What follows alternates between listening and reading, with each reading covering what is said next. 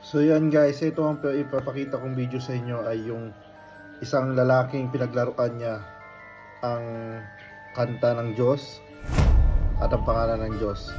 Tingnan nyo ang mangyayari sa kanya.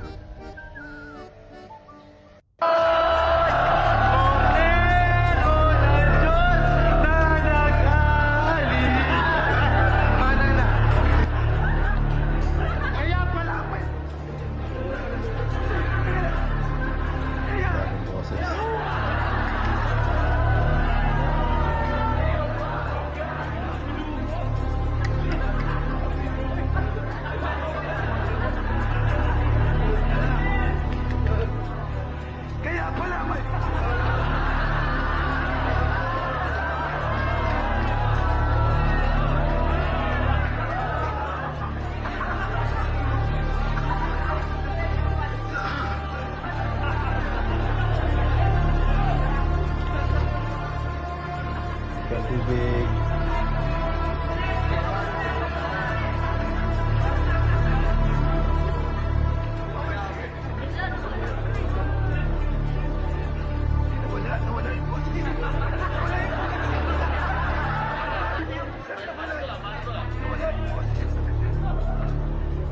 Kaya pala.